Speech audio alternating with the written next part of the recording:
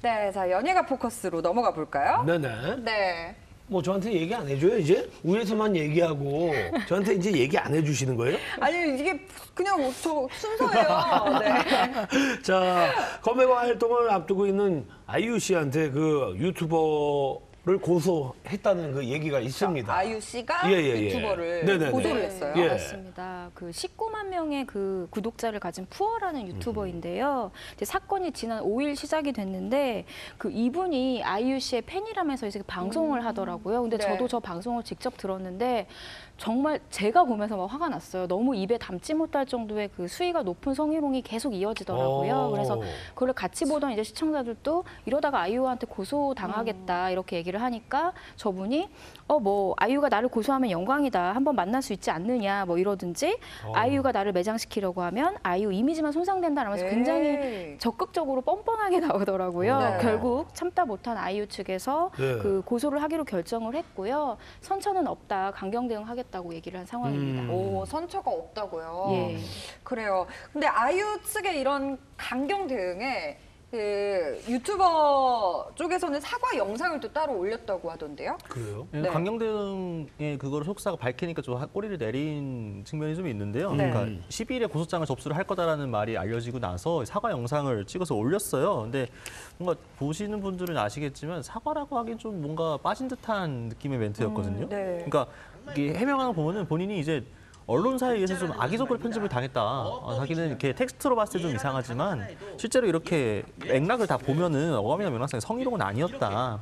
그래서 또 자기는 아이유가 너무 좋아서 그런 거고 6년째 배경화면으로 쓰고 있는데 뭐 이런 점도 언급하면서 말이죠. 그러니까 원래 이제 그런 부류의 멘트를 방송 중에 많이 하는 편이고 또 결코 성적 의도는 없었다라고 해명을 했습니다만 좀 뒤늦은 변명으로밖에 들리지 않는 상황이죠. 특히나 앞에 그런 식으로 막 도발을 해놓은 상황에서. 그래서 네. 이 영상 역시 좀 문제가 되어서요. 삭제가 되고 그 2차 사과 영상을 올렸지만 역시나 반응은 계속 냉담한 편입니다. 아, 네. 근데 지난주에도 그 다뤘던 여자친구 그 팬의 그 안경 몰카 사건도 그렇고 맞아요. 이번 유튜버의 성희롱도 그렇고 팬임을 자처하는 친구들이 자신의 스타를 상대로 비상식적인 이 행동을 계속 하는 건데 주변에 이렇게 둘러보면 이런 일이 또 의외로 많더라고요. 네, 그 아이유 씨 사건 하루 전에는 문채원 씨가 그 자신을 계속 남자친구라고 사칭한 한 네티즌을 고소를 했는데요.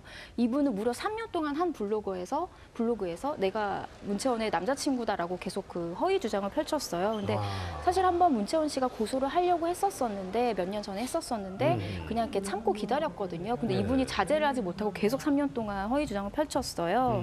근데 저는 참 아이유 씨도 그렇고 문채원 씨도 그렇고 계속 강경 대응을 했으면 좋겠어요. 보통 이런 일이 있으면 그냥 선처를 해주거나 이렇게 미비한 약간 벌금형에 끝나거든요. 근데 특히 아이유 씨는 정말 좀 심한 성희롱이라고 생각을 하기 때문에 네네 강경 대응해야 된다고 생각을 하고요.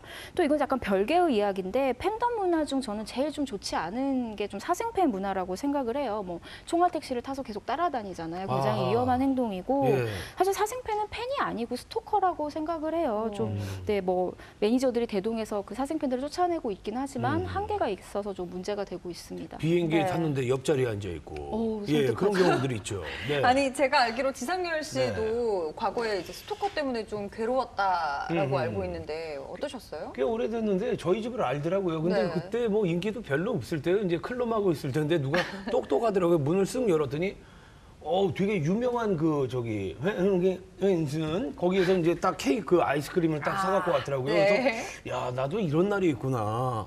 그래서 아유 너무 감사합니다. 저희 집은 어머 너무 팬이에요 이러더라고요. 그래서 집까지 네. 예, 너무 감사하죠. 예. 그래서 이렇게 바꾸서 들어오려는데 저 잠깐만요. 그래서 왜요? 저 집에 좀 잠깐 들어가면 안 돼요? 그래서 왜? 저희 어머님 계셔서 괜찮아요. 어머님이랑 식사하고 가면 되니까. 예. 그래서 제가 그 M본부에서 라디오 하고 있을 때 이제 한참 좀 몇 개월이 흘렀어요. 근데 네. 그 당시에는 이제 자동차 이 문 잠겼을 때 키 좀 복사해 주세요 이러면 그런 것들이 좀 쉬웠을 때거든요. 네. 근데 이제 뭐 MBC 이제 라디오에 이제 쓱 왔는데 쓱 내리려고 그러는데 뒤가 허전하질 않아요. 그래서 쓱 봤더니 앉아 계시더라고요.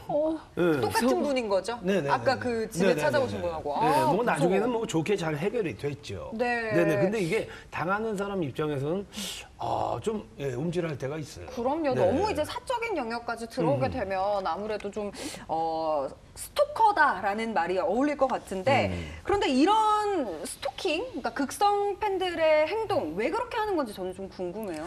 사실 연예인분들이 워낙 대중과의 접점이 많잖아요. 그러니까 이제 팬들 입장에서 봤을 때는 연예인이 굉장히 친숙하게 느껴지거든요. 연예인은 나를 모르지만. 그래서 그 연예인의 애착을 갖게 되고 팬으로서 활동을 하다가 이게 좀 변질이 되는 거겠죠. 그러니까 저 사람은 나만의 것.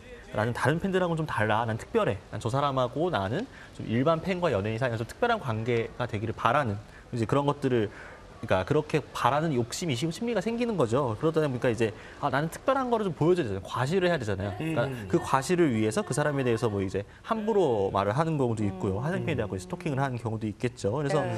순수한 팬과 악성 스토커의 차이가 여기에 있다고 봅니다. 그러니까 그 사람에 대한 어떤 일종의 소유욕이나 점유욕을 가지고 있느냐, 혹은 정말로 내가 팬과 이 스타 사이의 어떤 일종의 거리를 존중하느냐. 존중하느냐. 지금 뭐 곽 기자님도 이야기를 했지만 제가 그 전에 경험치를 보면 이제 저희 생각은 다른데 그분이 봤을 때는 이 사람은 내 사람인 거예요.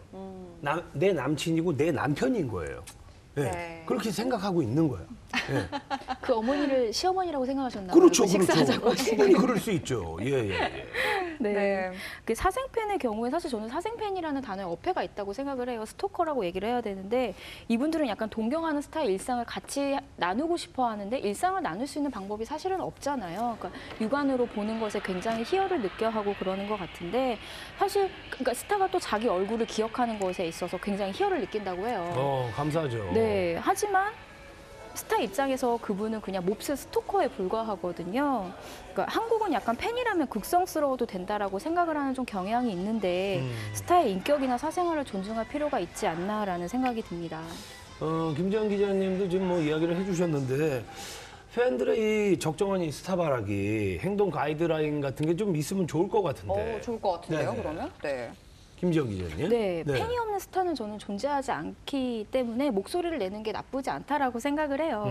하지만 어떤 맹목적인 충석이나 과도한 집착은 조금 좋지 않죠. 그러니까 스타가 휘청일 때 객관적으로 조금 리드할 수 있는 지혜로운 집단이 됐으면 좋겠어요. 아, 좋다. 예, 그리고 팬덤이 이제 더 이상 스타의 주머니를 채워주는 이익 집단이 아니라 네. 동반자 개념으로 좀 바뀌고 있다라고 생각을 하거든요. 지금 엔터 시장이 커진 거는 팬덤의 역할이 굉장히 컸기 때문에 그들이 스스로 조금 팬덤 문화를 고급스럽게 만드는 그런 스스로의 능력이 좀 필요하지 않나라고 생각이 듭니다. 네. 그러니까 연예인이 전시해 놓는 마네킹이 아니잖아요. 또 자신의 집에 넣어서 구경할 수 있는 인형인 것도 아니고요. 그분들 먹고 마시고 감정을 가지고 있는 사람인데, 그러니까 사생활이 있는 분들임에도 불구하고 단순히 이제 그 브라운관이든 스크린에 거기서 보이는 모습만 가지고 일정 정도로 좀 착각을 하시는 게 있는 것 같아요.